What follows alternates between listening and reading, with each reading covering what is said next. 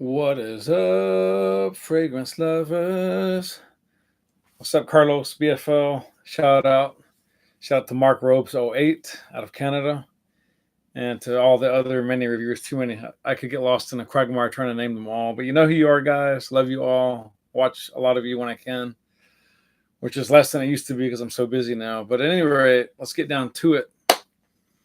Reviewing a pretty good, pretty decent, woodsy, ambery, cheapy that somehow just bypassed me back in '09. I just did not see it, or if I did, I don't remember seeing it. It's not even important. It's this guy. Guess what? Guess who's coming to town? It's Guess by Marciano. Marciano. Guess by Marciano. Cool looking bottle. Very classy. Kind of a coppery, shiny glass type, slightly peachy, boozy type, whatever. And it's got that rather handsome male model, whoever that is. I guess he's famous, or he used to be, or he. Okay. What are the notes? Okay, first off, well, okay, let's get to the note breakdown first, and then I'll tell you what I think, all in all. I've got it already on here on my wrist quite heavily. Okay, where did you go, guy? It's going to give you, it's classified sort of as a, I don't know, woodsy, aromatic, spicy. Amber is definitely a major player in this EDT, Eau de Toilette, I believe. Ooh, pardon me. Pardon me. Ooh. I have no idea what brought that on. I have not been sneezing at all day. Anyways, this followed the '07 women's release by the same name, Guess by Marciano.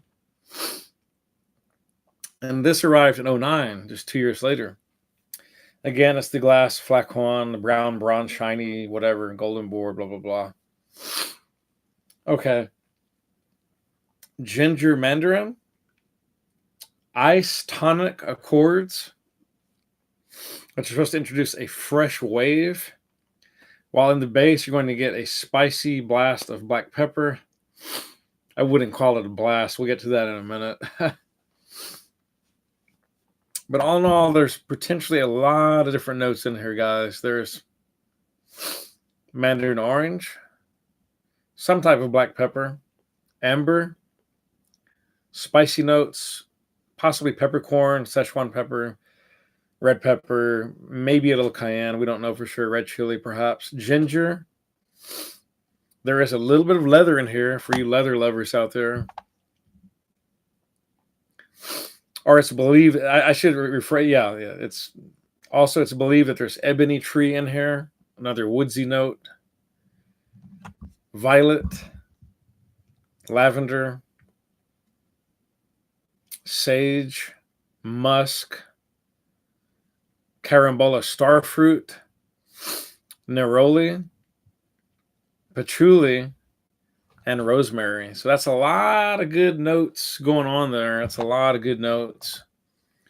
I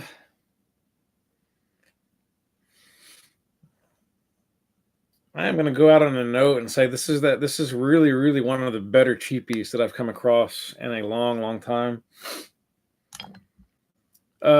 Is it EDP? No, it is not. It's not going to give you hours and hours of massive sillage and projection. It is an EDT, and it is a cheapie at that. Is it niche level? No, Steve, it is not niche level. It is a bargain basement bin hunter cheapie, blue light moon, special. I'm sure when it dropped way back in '09, it probably cost 60 to 85 for the big bottle. I am assuming. Certainly did not cost over 100. That's for sure. I've never seen a Guess fragrance that cost over 100, but always a first. But what are you going to get with this? Okay, So the negatives, it doesn't have great projection, and it doesn't have great sillage, and the longevity is not anything to write home about. I think you're only going to get about 3 to 4 hours of decent coverage. I don't want to say decent projection. Your projection is much shorter.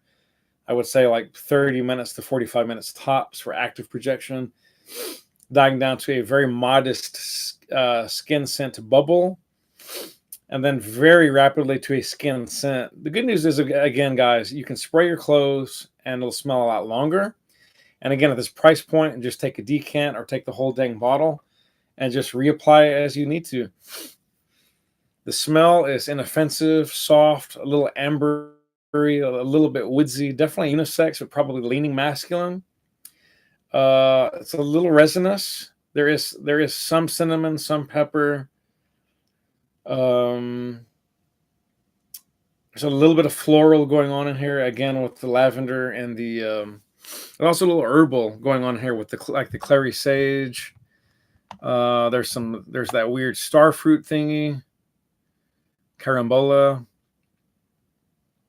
There's a little bit of citrus in here, neroli and mandarin orange, not much. The leather definitely comes out as it begins to develop and open up. And it's just very soft and pleasing. Reminds you a little bit of some of Versace's lighter offerings. It reminds you a little bit, very tiny, mind you, of a much weaker, watered down version of something like Colonia Intensa or Colonia Ebano. Just some of those type of scents from the house of, where did my card book go? Acqua di Parma, but again, diluted way down. It doesn't have anywhere near that degree of richness. The notes in here, for the most part, definitely smell like they're from the bargain bin, at least in terms of niche level or high level fragrance molecules. These are definitely, you can smell. I'm sorry, you can. Doesn't smell bad. That's not what I'm saying, but you can detect. It's definitely from the cheapy drawer. But having said that, this is also a very versatile scent. This is a scent that could do a lot of things for a lot of people. It smells good. It smells classy, reasonably classy. It's a little bit warm. It's a little bit fuzzy. It's soft. It's light. It's airy, but also has a little bit of darkness going on, a little bit of noir, and a little bit of spice going on. Again, yeah, it's very versatile. I think you could use it to layer something that maybe costs more money and develop some kind of more interesting effect or scent by layering. You know, I'm going to talk about layering here probably in 2 or 3 more episodes. I want to get into talking about layering at length and put my finger on the pulse and find out how many of you out there believe in layering. I layer religiously, but not all the time. But I'm a big believer in layering, but we'll get into that later in another episode. Okay, so those were the pros and cons. I do think pretty much any age group could wear this easily. No problem.